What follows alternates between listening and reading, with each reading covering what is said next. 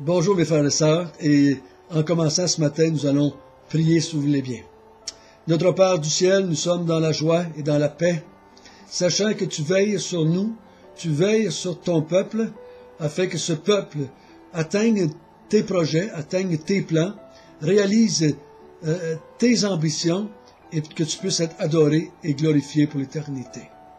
Donc, on te demande, Seigneur, que par ton Esprit Saint, tu puisses nous aider à comprendre le chapitre 4 que nous allons étudier ce matin. Amen. Jusqu'à date, nous avons vu à plusieurs reprises l'apôtre Pierre dire « Celui que vous avez fait mourir, Dieu l'a ressuscité ». Et encore dans le chapitre 4, ça va revenir. C'est venu au chapitre 2, c'est venu au chapitre 3, et maintenant on va le voir au chapitre 4. Je suis en train de vous dire là que c'est pas mal le but du livre. Pourquoi répéter si souvent la même vérité? Parce que je crois que c'est très difficile à comprendre et à croire pour l'être humain qu'on peut mourir et ressusciter, parce que Jésus est le seul dans l'histoire de l'humanité qui s'est arrivé. Excepté ceux que lui a fait ressusciter des morts. Mais depuis 2000 ans, il n'y a pas grand monde qui est passé à travers la tombe et à revenir. Si c'est quelque chose qu'on verrait souvent, on n'aurait pas de misère à croire. Et je crois que c'est une des raisons pourquoi il y a eu tant de résurrections du temps de Jésus, afin qu'on puisse croire. Jésus a dit, je vais ressusciter Lazare afin que vous croyiez que je suis la résurrection et la vie. Donc, c'est dans ce sens-là qu'on voit que la résurrection doit être crue. Et je crois que c'est le but fondamental que Luc a écrit à Théophile, le livre des Actes des Apôtres. Mais ce matin, en arrivant au chapitre 4, nous allons... il va y avoir une suite au chapitre 3. Pierre a fait un miracle, il a dit par quelle force il y a eu un miracle de fait au peuple. Qui a fait ce miracle? Ce n'est pas nous, c'est Jésus. Ensuite, il a appelé ce peuple-là à la repentance. Ce matin, la situation va se transporter devant les officiels, devant les chefs de ce peuple. On va se retrouver devant le Sanhédrin.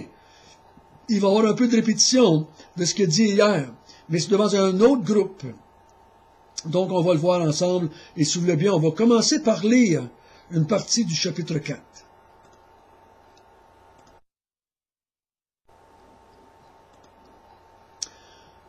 Tandis que Pierre et Jean parlaient au peuple, survinrent les sacrificateurs, le commandant du temple et les Sadducéens.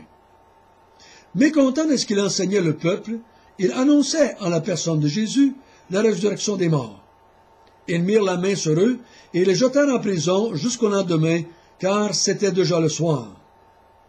Cependant, beaucoup de ceux qui avaient entendu la parole crurent, et le nombre des hommes s'éleva à environ 5000. Le lendemain, les chefs du peuple, les anciens et les scribes, s'assemblèrent à Jérusalem, avec Anne, le souverain sacrificateur, Caïphe, Jean, Alexandre, et tous ceux qui étaient de la race des principaux sacrificateurs. Ils firent placer au milieu d'eux Pierre et Jean.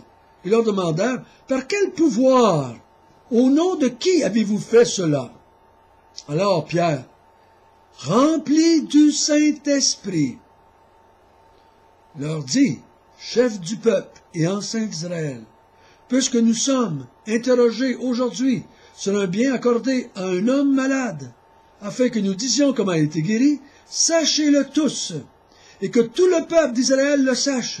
C'est par le nom de Jésus, Christ de Nazareth, que vous avez crucifié et que Dieu a ressuscité des morts. C'est par lui que cet homme se présente en pleine santé devant vous.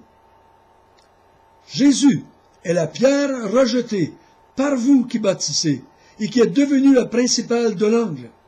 Il n'y a de salut en aucun autre, car il n'y a sous le ciel aucun autre nom qui a été donné parmi les hommes par lesquels nous devions être sauvés. Lorsqu'ils virent l'assurance de Pierre et de Jean, ils furent étonnés, sachant que c'étaient des hommes du peuple, sans instruction, et ils les reconnurent pour avoir été avec Jésus. Mais comme ils voyaient là, près d'eux, l'homme qui avait été guéri, ils n'avaient rien à répliquer. Ils leur ordonnèrent de sortir du Sanhédrin, et ils délibérèrent entre eux, disant, « Que ferons-nous à ces hommes? car il est manifeste pour tous les habitants de Jérusalem qu'un miracle signalé a été accompli par eux en nous, et nous ne pouvons pas le nier. Mais afin que la chose ne se répande pas davantage parmi le peuple, défendons-leur avec menace de parler désormais à qui que ce soit en ce nom-là. Et les ayant appelés, ils leur défendirent absolument de parler et d'enseigner au nom de Jésus. Pierre et Jean leur répondirent, « Jugez s'il est juste devant Dieu, de vous obéir plutôt qu'à lui. Car nous ne pouvons pas ne pas parler de ce que nous avons vu et entendu. » Il leur fit de nouvelles menaces et les relâchèrent, ne sachant comment les punir à cause du peuple, parce que tous glorifiaient Dieu de ce qui était arrivé. Car l'homme qui avait été l'objet de cette guérison miraculeuse était âgé de plus de 40 ans. Donc nous allons séparer, si vous voulez bien, ce texte en quelques parties. Premièrement, les 4 premiers versets. C'est la suite de ce qui s'est passé hier.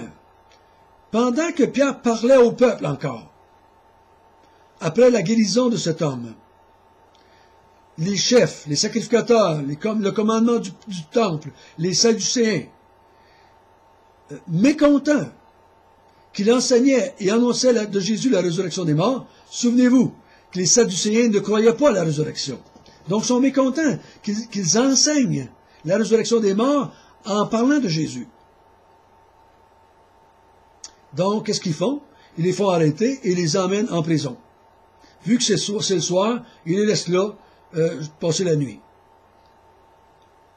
Mais, suite à cette journée, suite à la guérison, il y a eu 2000 hommes. Le nombre des hommes s'éleva à 5000, 3000, 2000. Hey, c'est tout qu'une œuvre merveilleuse du Seigneur. 3000, 2000, ça c'est les hommes. Est-ce qu'il y avait des femmes en plus? Peut-être que oui, peut-être que non. On ne sait pas à 100%, mais on pense que oui. Donc ça, c'est la situation. On les arrête parce que, comme prémisse, ils ne croient pas à la résurrection. Les apôtres prêchent la résurrection des morts en démontrant que Jésus est ressuscité des morts par le miracle. Le miracle est la preuve. Et là, ils le font venir. Le lendemain matin, on les emmène devant le Sanhédrin.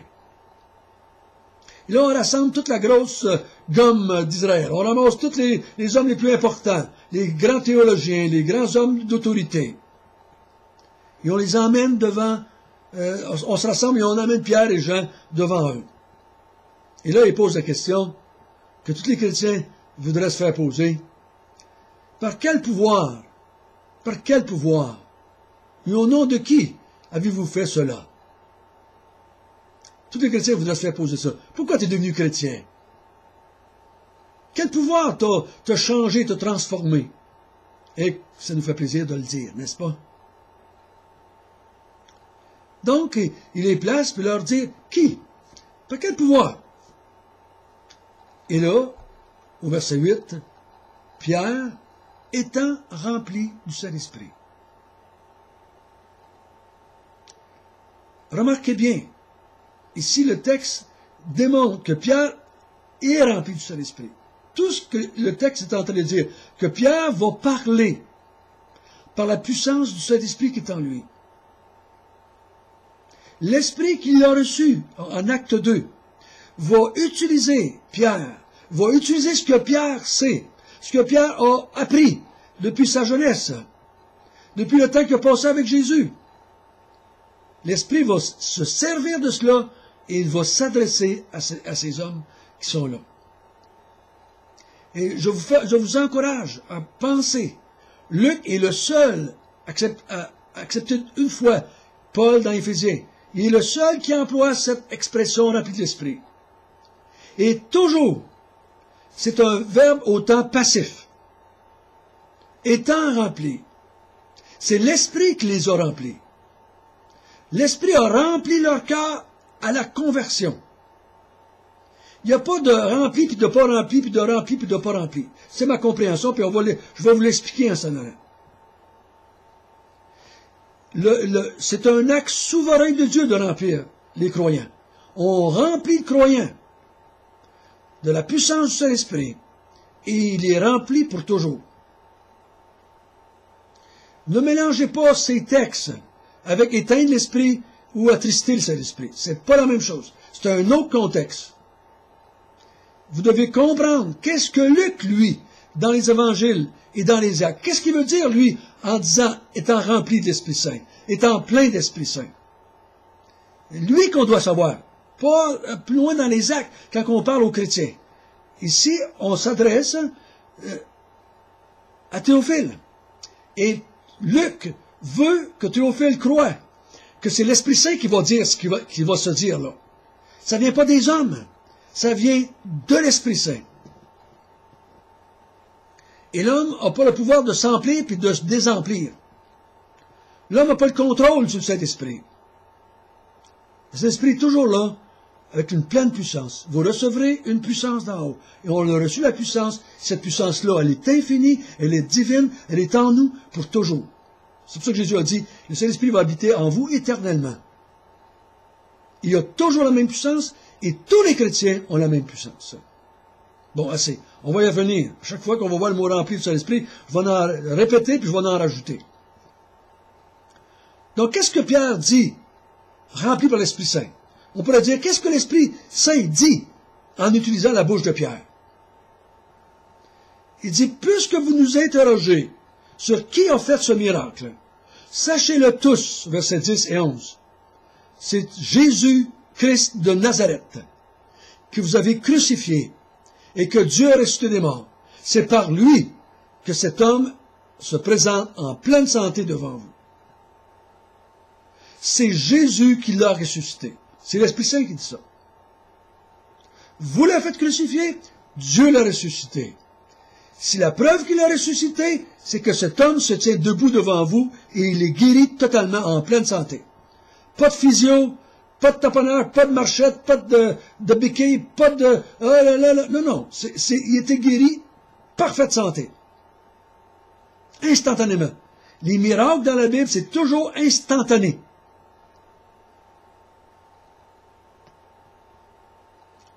Il dit, la pierre que vous avez rejetée, elle est devenue la principale de l'angle. Celle que vous avez rejetée comme étant pas une bonne pierre pour mettre le fondement.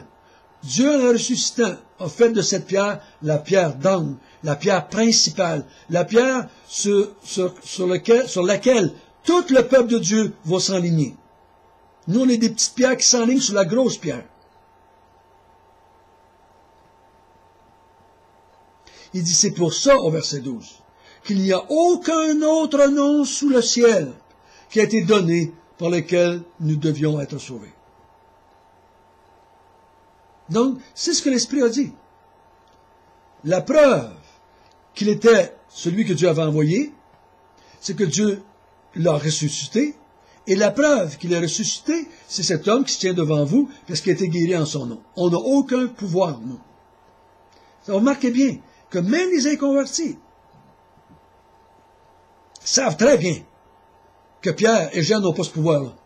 Par quel pouvoir vous faites cela? Ils savent que l'homme n'est pas capable. Donc, Pierre donne la gloire à Jésus-Christ. Simple fait de là, fait historique,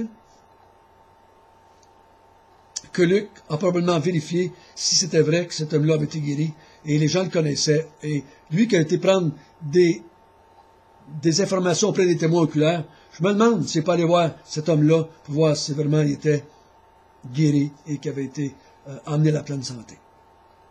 Peut-être que oui. Et remarquez bien ce qu'il dit ensuite, verset 13. Lorsqu'ils virent l'assurance de Pierre et de Jean, ils furent étonnés. Parce qu'ils savaient que ces hommes étaient des gens du peuple sans instruction. Hey, c'est un pécheur. C'est des gens ordinaires. Comment ça qu'ils ont tant d'assurance? On a la réponse, hein? Plein d'Esprit Saint. Plein d'Esprit Saint. La seule raison. On parle avec conviction. On parle avec expérience. Les autres, ils l'avaient vu, Jésus. Ils l'ont vu ressusciter. Mais ce qui leur donne cette pleine assurance, c'est le Saint-Esprit qui est en eux. On va le voir à la fin de ce chapitre, encore cette expression-là, qu'ils vont parler avec assurance, étant remplis de cet esprit. Mais qu'est-ce qu'ils peuvent dire au verset 14? Le gars était là aux côtés, puis tout le monde connaissait, il savait que le gars était un paralytique. Il voyait le bien dans quel courir, sauter dans les airs, et il a dit qu'on ne peut pas dire qu'il n'y a pas eu de miracle, il y en a eu un. Mais au lieu de rendre gloire à Dieu, pour garder leur prestige, pour ne pas avouer qu'ils ont tort, ne pas avouer qu'ils ont tort d'avoir tué le Messie, ils vont les menacer, puis dire, on ne veut plus que vous parliez au nom de Jésus. On ne veut plus que vous fassiez ça. On vous le défend. Et le texte qui a été souvent utilisé pour encourager les chrétiens à évangéliser, il a fait une nouvelle menace, et au verset 20, « Car nous ne pouvons pas ne pas parler de ce que nous avons vu et entendu. » On va lire le verset 19. « Jugez s'il est juste devant Dieu de vous obéir plutôt qu'à Dieu. » Dieu nous a demandé de répandre, d'être des témoins de son Fils. Vous nous dites de ne pas le faire. On n'est pas capable de ne pas parler. Vous remarquez, c'est nous ne pouvons pas ne pas parler. Bon, il y a deux façons de le voir, je pense. Un, on ne peut pas parce qu'il faut obéir. On ne peut pas parce que l'Esprit qui est en nous nous pousse.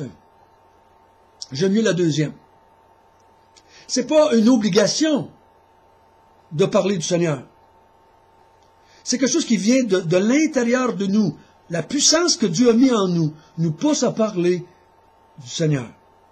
J'ai déjà dit une fois, c'est plus dur à un chrétien de ne pas parler que de parler. Parce qu'il y a quelque chose en nous que Dieu a mis là pour nous pousser à parler.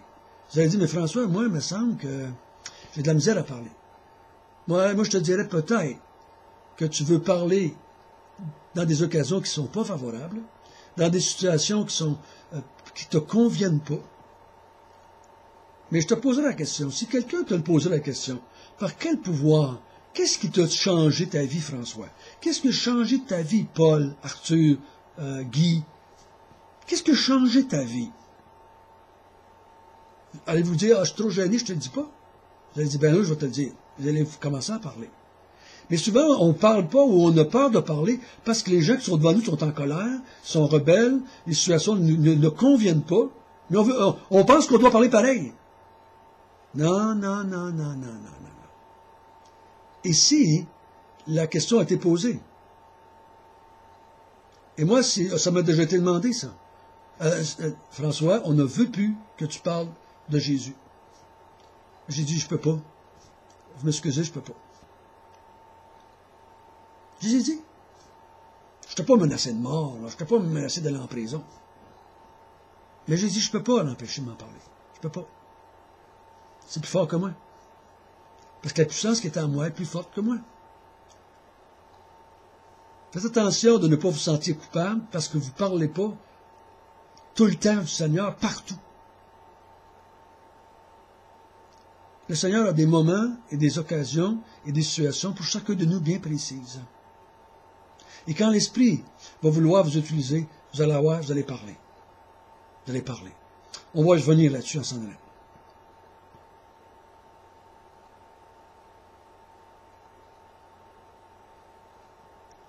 Donc, c'est ce que nous voyons ce matin.